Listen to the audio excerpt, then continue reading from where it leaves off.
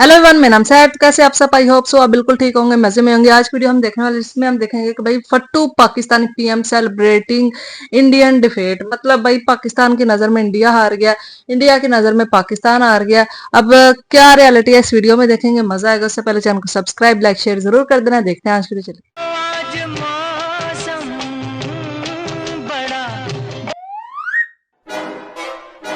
पूरा जोर लगा है, जो मैं कर सकता था मैंने किया।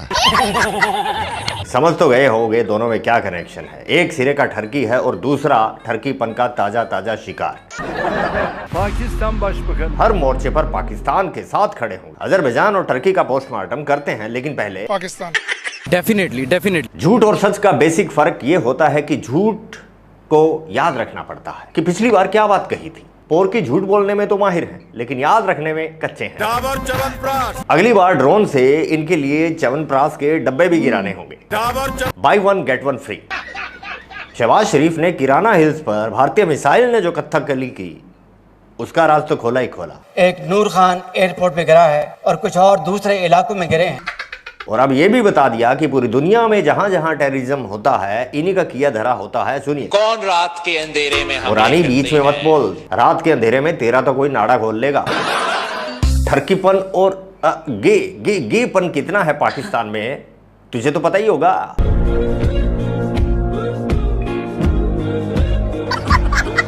अभी रिपोर्ट भी आई थी, Pakistan actually consumes the most gay porn in the world.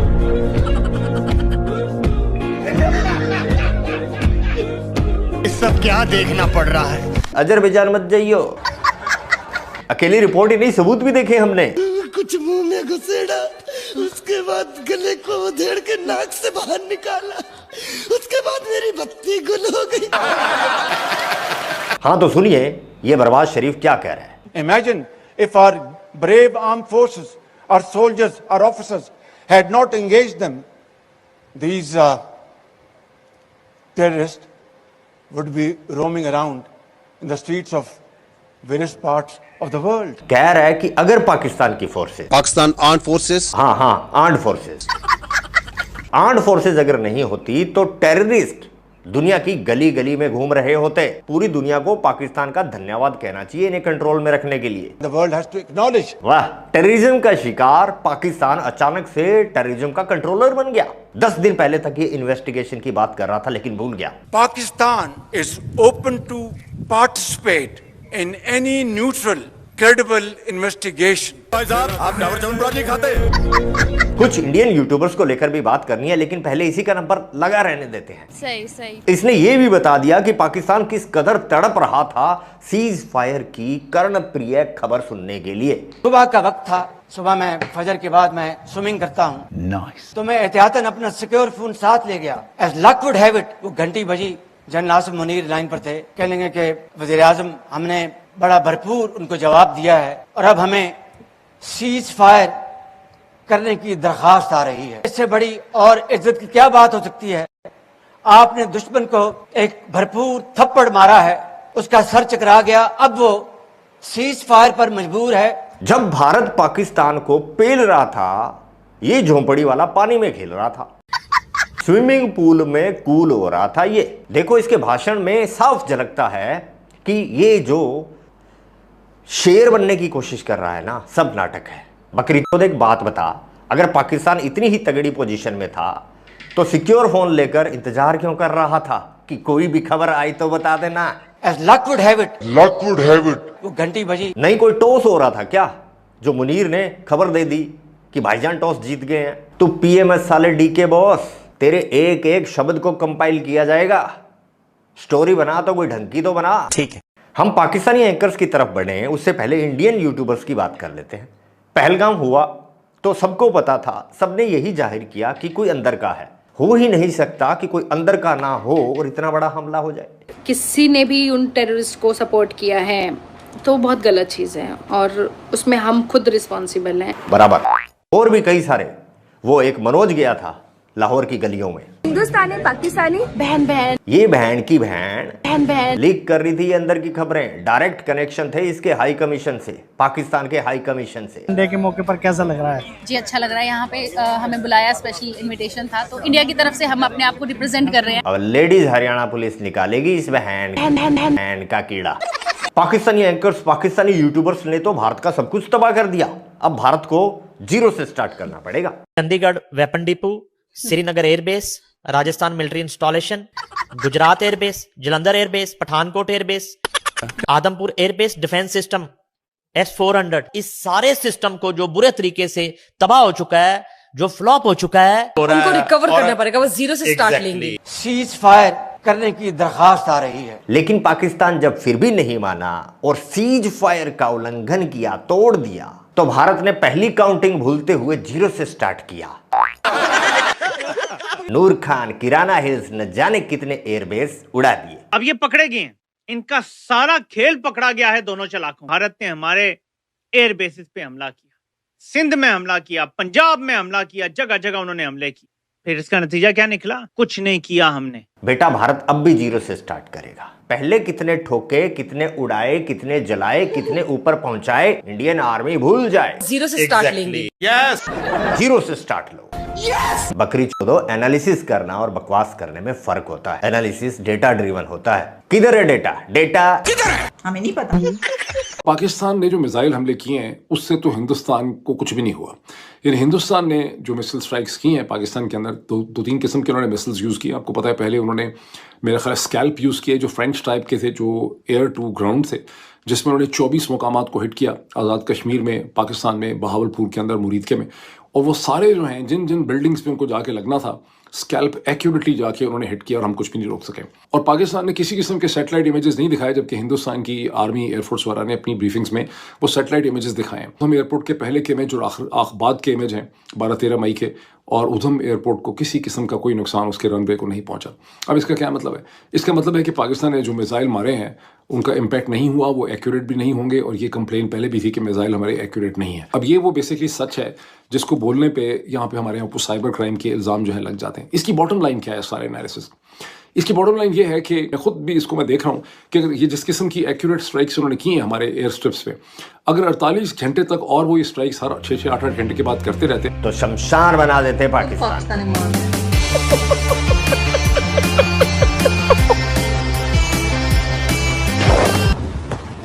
इसीलिए तुम्हारा पीएम अपना पिछवाड़ा ठंडा कर रहा था, स्विमिंग पूल में तर ले रहा था, तैर रहा था। हिंदू साजिश कर रहा है, तुम खुद जाके देख लो। ये तो पब्लिकली अवेलेबल है ना, पब्लिकली अवेलेबल है। तो मैं पाकिस्तानियों से कहता हूं कि अगर तुम में दम है पैसा खर्च करने का, डॉलर खर्च करने का, खर्च करके देख लो। नूर खान एयरबेस, ये देखो। जाओ मैक्सआर पे पैसे दो, खुद जाके देख लो। पैसे नहीं है तो गूगल ही कर लो। किसको सलाह दे रहा हूं? गूगल क्या है? इन चपटी धरती पर रहने वालों के लिए गूगल तो गोल है, गूगल कुछ नहीं है। साला गूगल तो पालतू है इंडिया का। गूगल तो खुद एक प्रोपेगेंडा है जो भारत से चलता है। टर्की में भूकंप आया है और उसको शायद भारत याद आया है। इस बार भी भारत को एक नहीं 10 ट्रक भेजने चाहिए। हर ट्रक में एक छोटे से डब्बे में एक पर्ची रखी हो। अर्दुगान ट्रक खोले, डब्बा खोले, पर्ची निकाले और पढ़ते ही उसके शटे टॉट हो जाएं। पर्ची पर लिखा हो आगे स्वाद।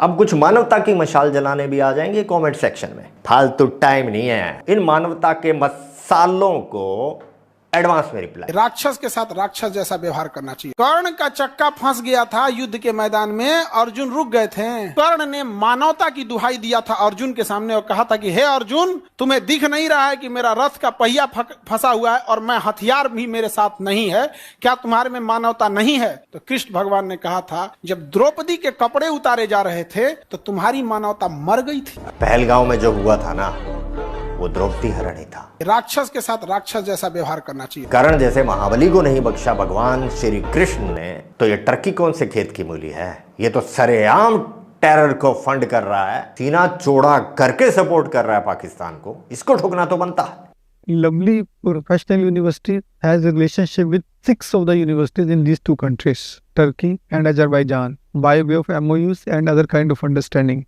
Now we are terminating all these 6 MOUs of the universities in these two countries. और टर्की वालों, तुम फ्री की नसीहत दे रहा हूं, संभल जाओ, समझ जाओ, सुधर जाओ, जल्दी ही तुम्हारा सो कॉल्ड सेक्युलरिज्म और मॉडर्निटी बढ़ने वाली है. Röntgen'e Suriyeliler çekiyor. Bütün röntgen. Ya şimdi ben selfie çekiliyorum.